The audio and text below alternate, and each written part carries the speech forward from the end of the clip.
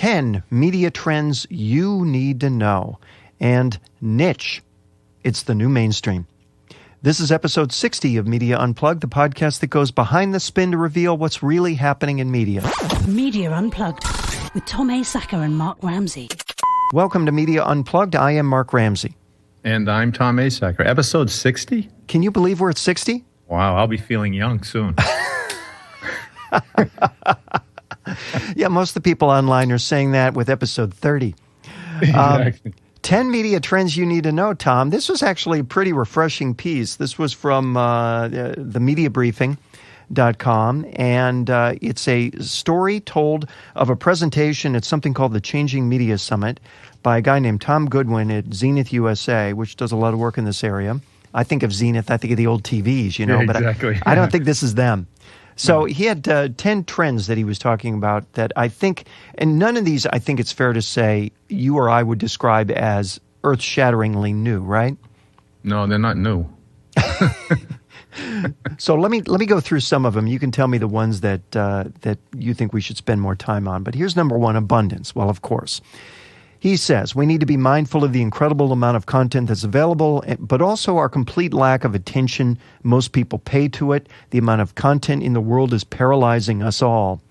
I thought that was interesting because I thought, well, I don't feel paralyzed by content. Do you? No. The problem is not on the consumer end. You know, I think at the end of that, number one, he said that grabbing meaningful attention is the greatest challenge. Mm-hmm. And okay, I agree. You know, and I've been working with organizations for years trying to help them do just that. So I feel kind of qualified to tell you that the greatest challenge is to first understand what that statement even really means. Grabbing meaningful attention. You know, what does that mean? Why is it important to the business and for the customer, the consumer? And then even greater challenge than that is once you understand that, figuring out how you're going to get people to step out of their accepted, comforting work routines and relationships and actually change how things get done, that is the greatest challenge. Well, now you're talking about an organizational challenge, right? Well, what's he calling this? This is not the consumer. You're not talking about the consumer now. Now you've shifted to problems in tackling this challenge from the organization. He said grabbing meaningful attention is the greatest challenge. I think he means of media companies. Well, he means for media companies of consumers, right? Yeah. Yeah. He says, but still, I don't think he understands. Okay, I'm with you. Go ahead. Yeah. I mean, before that, he says, we're always designing adverts, which is how they say ads, right. I guess, in the UK, with the assumption that people have spare capacity and time. I don't know. I think we're designing adverts with the assumption that kind of that's the only thing we know how to do to capture whatever meaningful attention we possibly can. That's my point. Yeah. So there is no assumption of anything. It's everybody's on autopilot pumping out content. Yeah. When he says that's what you do, right? And when he says grabbing meaningful attention is the greatest challenge, I think the one thing that stands out there to me is, well, okay, and how do you do that? Question mark. Exactly. And as you indicate, part of the problem is just a structural one. I mean, I was talking to someone today who was talking about changes in his organization and how he sees things evolving over time. But the reality is that he's so busy as a senior guy in his organization that he literally can't take a moment away to focus on the future because the present makes him so darn busy. That's it. And you see that in all of your presentations when you talk to these people at these conferences, don't you? Everywhere. It is the funniest thing in the world to have people say to you, I know what I'm doing is wrong, but I cannot slow down. Yeah, it's like some kind of addiction. It's fear. It's fear that if they stop for a minute, instead of having 1,000 emails to respond to, they have 8,000, and then what are they going to do? That's true. So that's what it is. Yeah. His point number 2, digital disappears, and this is kind of abjectly true. Here's his quote. The younger you are, the less the concept of time spent online makes any sense. For 14-year-olds, for there to be an online, there would have to be an offline. We talk about social media as if it's an activity that people do rather than just the way things are. Digital is like oxygen.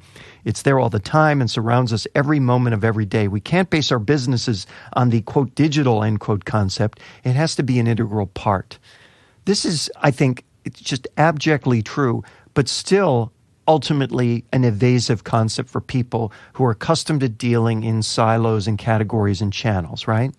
Well, yeah. Listen, if you have a story, and then your story revolves around you, not around the external world, not the customer, not the consumer, and then you see this thing called digital, what you do is you take your story and then you rewrite it and you say, how do we shove digital into this story? Mm-hmm. Instead of looking externally at the world and saying, hey, what are people's desires? What are their behavioral dispositions? And then designing your offering around that. Mm-hmm. It doesn't matter what they do. Design it around how they like to do things. Look, here's a question for you. What investment since 2010 has outperformed Apple, Facebook, Google, and Amazon? You got me. What is it? Domino's Pizza. Because they created these crazy apps that people like to punch little buttons on their phone and get their pizza and track their pizza. Mm-hmm. And it blew up. Mm-hmm. Mm-hmm. So I don't think Domino's said, what's our digital component of the pizza? No, they said, hey, we can we'll blow this whole category upside down. Yeah, they didn't say what's our digital strategy for Domino's, or how do we promote Domino's more effectively using digital platforms. They said, people come to us for pizza. How can we make that more fun, more efficient, more compelling, more engaging, whatever? And regardless of platform, and if it so happens that digital is a big key to that. That's it. Yeah, it's a really good point. And again, businesses, firms, companies, brands are generally not structured for this, right? They're built in more traditional ways, using more traditional categories, and this is an awkward transformation for them. But it's inevitable. Oh, it's here now. Yes, and it's his third point, which is very much related to that, is the horizontalization of media, which is easily one of my least favorite words ever, horizontalization. I'm not even going to try to say that. I know. We still have media channels, which are vertical silos, but it doesn't really work like that anymore. This relates to what we just said. Phones can do everything in the world. TVs are almost there. The industry isn't segmented vertically, but horizontally. There's no reason why Facebook can't control TVs and the media, or why Spotify can't launch a video channel. This goes back to a theme we've stressed previously, which is once you have the circle of attention and the circle of engagement, the circle of consumers that are interested and desiring what it is you provide, then you have the opportunity to solve more problems for them, to resolve more desires for them, to satisfy more desires for them in whatever way you're able. I was reminded about this as I was reflecting recently, because, and this is something you and I have talked about, you know, in the audio space, for example, there's this preponderance of events. There's the podcast movement event, which has throngs of podcasters attending. There are broadcast events where the broadcasters go. There are Hispanic radio events where the Hispanic broadcasters go. Sports events where the sports people go. Talk events where the talk. And it occurs to me that all of these people, I actually had one conversation with a guy, high-ranked in a firm that does a lot of podcasting. And he made reference to the people who are consumers of podcasts as a community. He said to me, you just don't understand the community.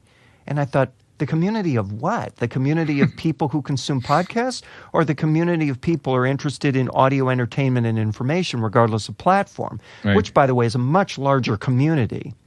So don't talk to me about community. Talk to me about consumers and their desires. So this horizontalization topic, I think, is really poorly understood. And again, it's people find so much more comfort in a silo, don't they? Again, it comes back to that story thing again, right? The companies think, and this is based on, listen, it wasn't long ago that a brand signaled to someone what they were receiving as value, right? It's like, oh, okay, this company, oh, I know what they make. Yeah, they make computers. Or this company no one cares about that anymore. Mm-hmm. People are looking for better value in all categories of products and services, and they don't care much who brings it to them.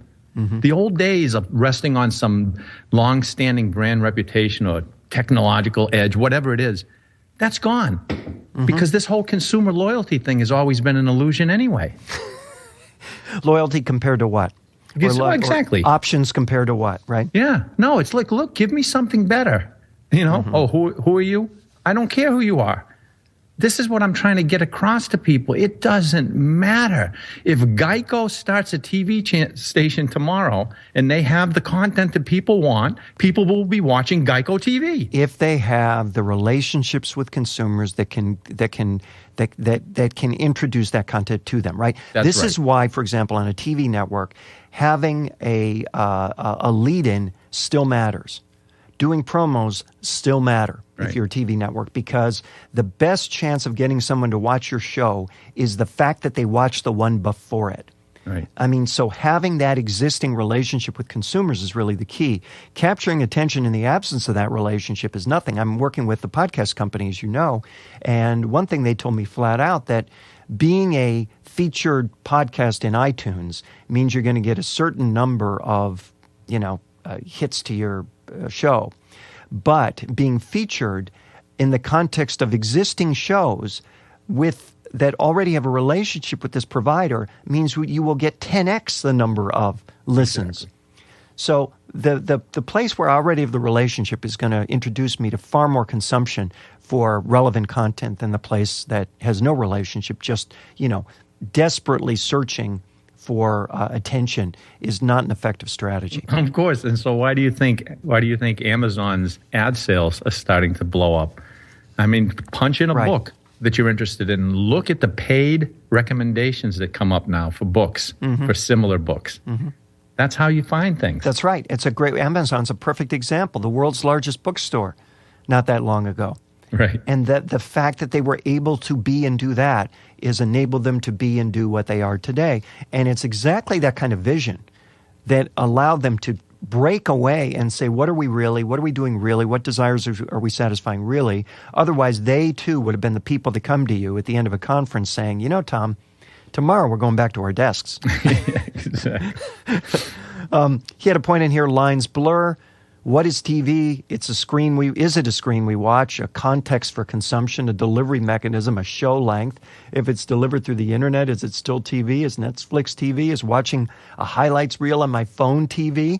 This is why I always have the arguments with people about why do you draw the distinctions between, for example, in the audio space, online radio, streaming radio, terrestrial radio, podcasts. It's audio, and the difference is whether we want it or not, and whether we can get it the way we want it on the platforms we want, right? That's true. You know what? I was thinking about something, though, Mark. Tell me what you think about this. So the devices defy categorization. I get that. But here's the question. If we can't differentiate consumer engagement and interest among these various devices, which, by the way, requires some type of categorization. In order to differentiate, you have to categorize. Then how do we compare value? Right? So I want to run an ad, and you're sitting home in front of you, a big flat screen TV, and the ad is showing there. Mm-hmm. And I'm going to pay X amount for that. I'm guessing because of the circumstance, the situation. Mm-hmm. Now I'm in an airport and I'm stuck between gates and I'm flicking my phone and I see that ad stuck in the front of a YouTube, right? Am I paying the same amount of money per person, per view? So somehow we have to be able to know what makes something more valuable with regard to engagement and interest. What's funny about that particular example is, as you know, in the latter case, we're paying less per person per view than in the television case. And the question is not, is it because we're creating more value in the television case? It's more because we've created an inability to obviate the message. In other words, we've boxed you in. We've made it impossible for you to escape the message. That's what creates the value. So in other words, the value is all in the wrong direction. Okay, but still, it is a way of, differentiating and pricing media. Yes. So I don't think that's going away. Somebody's still going to want to know. It's clearly not going away. The question is it, how long is that differential going to exist? And I think that's a very real question. I don't know that there's a good answer to that because clearly the value proposition's in the wrong direction. Right. Well, one of his last points here, I'm just skipping around a little bit, is the e-commerce separation. I like this one. Separating buying and shopping may not seem like the most obvious trend to pick up on, but Goodwin made the case for the acts themselves being very different. Here's what he said. We tend to have actions and reactions, and we're going to see the act of buying separating from the act of shopping. Buying will be the world of the search bar, subscriptions, dash buttons, and the purchase funnel will be a simple swipe. Shopping will be created around themes, content marketing, experiences, and adding more joy into the purchase process. To adapt to this trend, he has one piece of advice. Make things easy or beautiful. If it's neither, it has no place in the future. That sounds right to me. Well, no, it's a puzzle. It sounds right, but it's not right. I'll tell you why. No, I'll tell you why. Because even if it's beautiful, it had better be easy too. Well, I'm telling you, you make something beautiful, and some other guy's going to make it beautiful and easy. Okay, so wait a minute, because there's a lot that's on Google right now. Google ads I wouldn't call any of them beautiful. They're easy. But they are easy. Right. So you can be easy if not beautiful. You're saying you can't be beautiful unless you're easy because someone will make your beautiful easier. You've got to be both. Yeah, if you're going to listen, if you're going to be in a bar and you're going to be easy, okay. There's a lot of other people who are going to be easy. But if you're going to be beautiful, you can go ahead and you can try to be hard to get. It's not going to work today. These bars you're in LA, baby. You got to be beautiful and easy. Somehow that does make the value proposition more obvious. I think that's a wonderful illustration, Tom, for all the reasons we both know. I don't know where that came from. Don't email us. You're listening to Media Unplugged with Tom Asacker and Mark Ramsey. Tom, niche, it's the new mainstream. I think it's been the new mainstream for a while now, but I don't know. The more I think about this particular topic, the less certain I am. This is from a piece and from a blog by an author named Henry Jenkins, who wrote the book called Spreadable Media. And the title is, How Did We Get So Many Great Television Shows? It's an interview with a guy at UCLA who's done a lot of research in this area. And it's interesting, but fundamentally, I'm not sure whether I agree with the points they're drawing from this here. For example, some of the stuff he says isn't new. The sheer volume of scripted TV content was and continues to exponentially rise. We know this. When I was a kid, we had 3 networks and maybe 30 to 40 shows on the air scheduled in time slots. Now, over 440 scripted shows on the air across too many platforms to mention here. Are we currently in a content bubble? Sure. But I'm not sure that choice is ever a bad thing. Is it sustainable for the studios and networks? Probably not. I see a natural form of attrition happening. The bar keeps rising on high-quality, engaging, fresh content, so the mediocre shows won't last. In the book, I refer to this phenomenon as digital Darwinism. Now, first of all, I'm sure he didn't create that term, right? No. We have heard that before. But secondly, I was kind of thinking about this and thinking, well, wait a minute.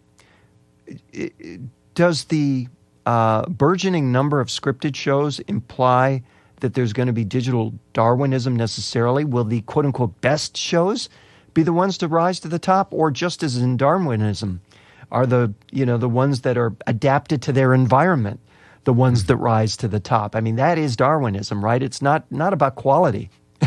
No, I agree. Survival of the fittest is not survival of the best. No, that's people get that confused, and they also think that fittest has something to do with some kind of conscious, strength and growth, and it has nothing to do with that. I mean, it comes from genetic mutations. It's random, people. It's not like I had any effect over it. But right. He says that the challenge, and you're going to have to help me with this. He says the challenge has become directing attention because of this glut of content and ensuring access to all of the innovative new content. Okay, so this is interesting, so help me. Let's assume that some new show, this innovative new content, it gains access. How they do this, I would love to know. But let's say Netflix or Amazon buys it. Now, so that's the access. Now, directing attention. Help me understand where this directing attention comes into play. Do the players who wrote, produced, and starred in this TV show, do they get a piece of the additional action that's driven by directing attention? Because I don't even know what that additional action is. Do you know what I'm saying? If I'm paying a subscription and I'm getting all of this stuff free, who's going to try to direct my attention to a particular show and what's in it for them? Well, okay, there are a couple of things. First of all, there's the sheer scarcity of the slot, okay? You can't get to that point unless, in other words, you're competing for that platform as a producer, as a showrunner. You can't necessarily get on that platform. So just to get on that platform is one form of directed attention, right? Because there are a lot of shows which you're never not get saying that far. directing to the consumer. You're saying directed to the buyers? Well, but you can't, the first step in getting to the consumer is being on the platform. Okay, so now you're on the platform. Now who's going to direct your attention to a particular show on Netflix? That's where the publicity machine kicks in and where all the conventional rules that have been around for 100 years apply. And I'm seeing that play out right now in the podcasting space, Tom. It's just amazingly routine, the process of trying to, shop a show to media platforms so that enough people can discover it who didn't know about it before. Because until the time when everyone really wants to talk about something is when it becomes a hit. And the time when you really need them to talk about it is before it becomes a hit. No, I get it. I get it. Listen, I'm discovering shows all the time on Netflix and Amazon Prime, and I've never had my attention has never been directed to it. Well, but is that true? It depends, because if you go to Amazon Prime, you're going to see that they showcase their Amazon originals right above the proverbial fold. Okay, no, I'm with you on that. Yeah, so they are directing, and I think because of the data available to Netflix and Amazon, they know exactly how to put stuff in front of people. I'm with you, but that's a computer algorithm. Yes. There's nobody paying for that attention. Well, I don't. Or maybe there is, and I don't know. But again, let's go back to your Amazon example of the sponsored books, right? Yeah. So that's clearly being paid for. It's the right ad in front of the right person at the right time, and it is trying to generate attention. And another analogy, I guess, would be what's going on now in terms of movie theaters, because we're getting closer to a time when you will have the ability within, say, 15 days, 20 days, 30 days of the opening of a movie to get that same movie at home. The only question is, will it cost you $30 to do it or $50 to do it? But you will be able to do it. So in that sense, the attention is going to be funded by the people with the biggest stake in the outcome. But I get your larger point, which is, these 440 shows of which you and I couldn't name more than a dozen. If that. Yeah. Are they really just hoping for lightning to strike? And I have to tell you, Tom, I think in most cases the answer is yes. They are hoping for lightning to strike. That when IFC adds a new show to their schedule, how they gauge the success of that show really is relative to the success of the other shows on IFC. And they have a pretty low bar. That's what I'm trying to get at here. Do you think Netflix is doing the same thing? So when they buy a show, do you think that there's some kind of gauge of success, say number of viewers? I'm just trying to understand the monetary component. You know what I mean? He speaks to that in the piece, and let me right. share with you what he says. Here's what he puts out there. The other enormous shift in the TV landscape has been its focus from broadest and safest shows to series that might appeal to a small but fiercely loyal and dedicated audience. A subscription on-demand streaming network needs lots of choice, not just a series that appeals to the widest possible audience, but multiple shows that may appeal to different slices of the audience. Hence, niche is the new mainstream. This is analogous to, for example, satellite radio. There's a wealth of stuff on satellite radio that nobody knows is there. Even the people who work there don't know it's there. But the truth of the matter is that any one of those components on satellite radio, it doesn't matter. I just heard of a show that Craig Ferguson is doing. That should be a pretty big deal. Nobody's heard it. Nobody knows about it. Nobody knows when it's on or what channel, and they got 120 channels. So, but from their perspective, it almost doesn't matter that you value this show. It only matters that you value some number of shows that together create enough value for you to justify the money you're spending every month on the platform. So in their case, they could have 440 shows and they don't care which ones you like. They only care that you like some, enough to to boost that value proposition over the threshold that justifies a subscription fee. So that's why I think in cases like that, where we're dealing with platforms like Netflix, like SiriusXM, attention is actually less important than passion, because the passion for a small number of shows will justify the subscription. So attention to any show is actually not relevant. That's what I was trying to get at, because when he talks about being in a content bubble, and I see it, but you see, the issue that I have, it's interesting because look at it this way. There's a content bubble in books. There's a content bubble in music. But here's the difference between those. There's little investment required in books and in music. I'm talking about by the artists, the creators. Right. So it will never burst. But when Amazon and Netflix are buying these shows to bundle them into an offering, and they're not really too concerned how many people watch which shows. They're just interested in increasing the number of subscribers and the monthly rate. Then eventually, if they can't keep that up, they're not going to have the money to keep buying these shows. Well, I think that's what he's talking about, right? That's true, but think of who their competitors are. I mean, the networks. Are the networks going to pay more? Maybe, but the shows are generally too risky for the networks, because look at what's at I ran this. Look at what's at the top of the networks. The top 10 in broadcast, by the way, during the past week. Let me see here. There are two flavors of NCIS, right? Which is not exactly risky, adventurous programming. There's This Is Us, which is, I think, a bona fide hit. There are 2 episodes of The Voice, which is reality, 60 Minutes, which is news, Little Big Shots, which is a game show with Steve Harvey, The Bachelor, which is reality, and Grey's Anatomy. I mean, there's barely any scripted content in the top 10. And then when you go to cable, it's even worse. You've got Walking Dead at top. You've got some sports programming. And then it's all news programming aimed primarily at older white folks. I mean, that's what's at the top 10. So clearly, the idea of making a hit is different from the idea of making a living when you're a Netflix or an Amazon.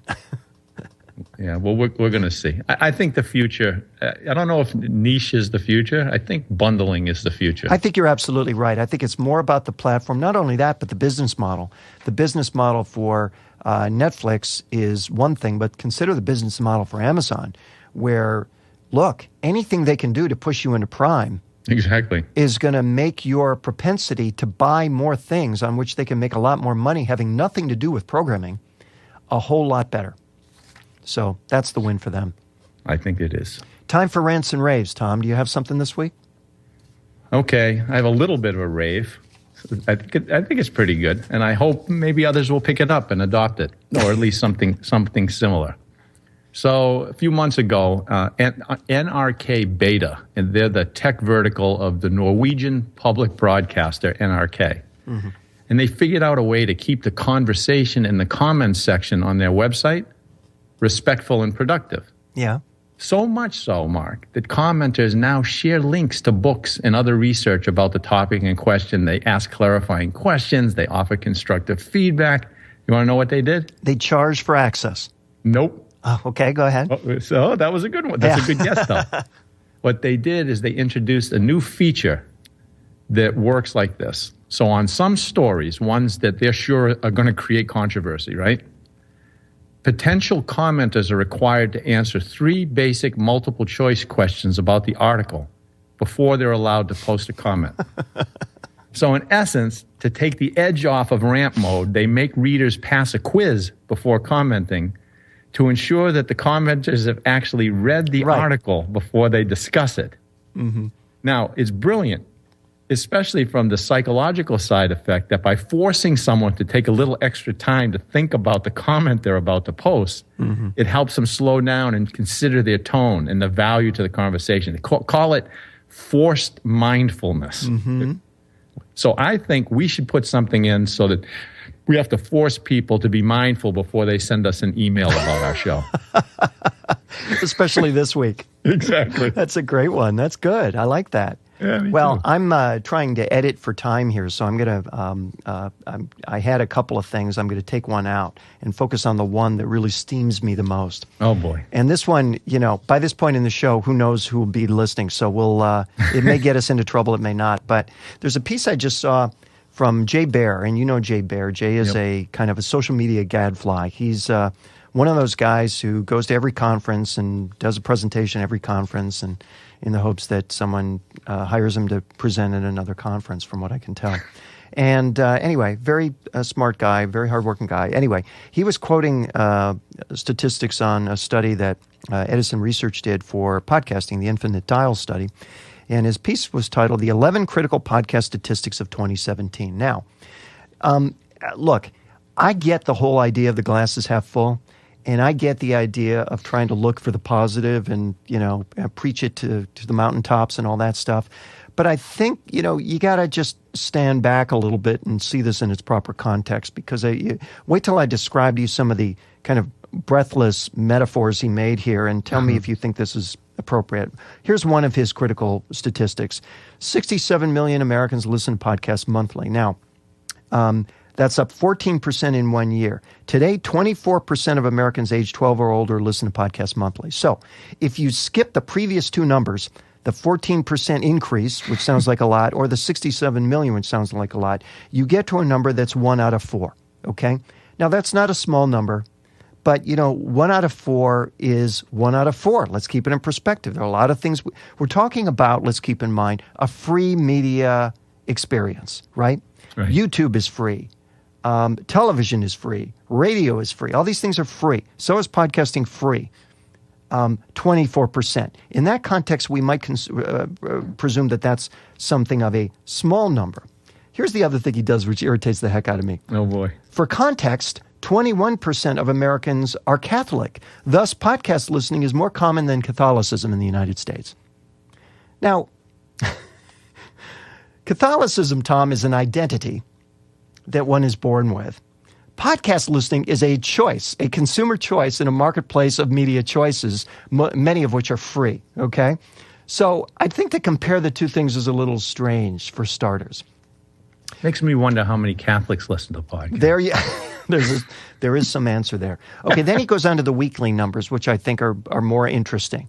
42 million Americans listen to podcasts weekly. Well, this is truly a big number, he says, as it represents 15% of the total population. So he's gone from a 42 down to a 15 right off the bat, because the relevant number is the 15.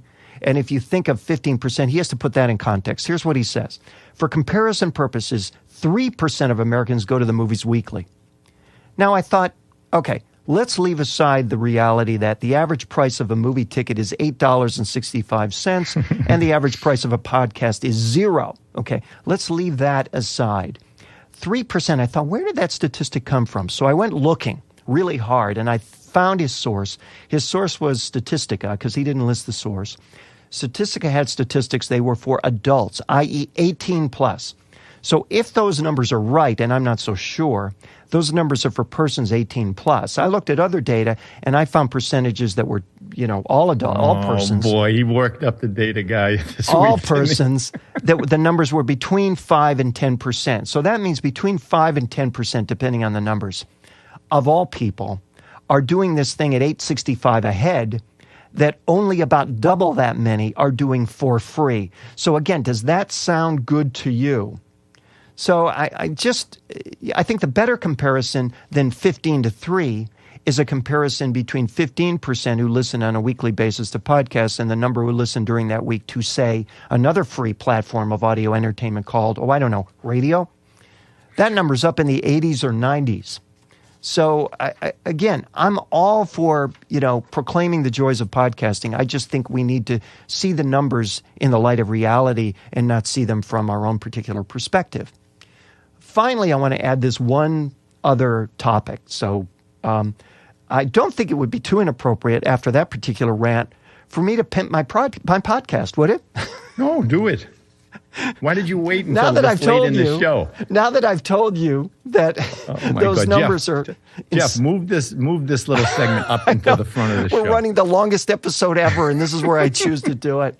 So yes, my project is after all that, now I'm pimping a podcast. Shouldn't I have done it the other way around? Yes, exactly. So the show is called Inside Psycho. It's a 6-episode retelling of the crazy story behind the making of the movie Psycho, before the inspiration for the story, during the making of the movie, and after kind of the release of the movie and the legacy of the movie and all that. It's intended to be very entertaining. It's not a dry, thing for film nuts only or Hitchcock fans. I think it's told in a way that's really quite fresh. It's got an incredibly immersive sound design, and certainly anybody who listens to this show, I think, would enjoy it as a piece of entertainment, which is really what it is. As of this recording, the show was released. The first 2 episodes out of 6 were released today, and the last time I checked, Tom, it ranks number 16 on the iTunes chart overall. Awesome. So it's up to number 16. It's number 1 in the movies TV category. I would invite people to go check it out. It's called Inside Psycho. Make sure to tell your friends, because from the looks of it, only 15% are going to listen in any average week, no matter what I say. So that's Media Unplugged for this week. Please remember to subscribe to us at iTunes or on Stitcher. And while you're there, please rate the show. It helps other folks discover us. You can also catch us at art19.com, Radio Inc., Media Village, Google Play Music, and TV News Check. Although I'm not so sure about TV News Check. They changed into something else, and I may have to cut them off. You're gonna cut them off. I'm going to cut them off. You can follow Tom on Twitter at Tom Asacker and Mark at Mark Ramsey Media.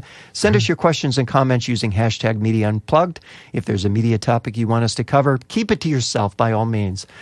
Catch up on older episodes at our website, MediaUnplugged.net. Special thanks to the producer of Media Unplugged, the amazing Jeff Schmidt, exciting audio for media. You can find him at jeff-schmidt.com. For the one and only Tom Asacker, I'm Mark Ramsey. Thank you for listening.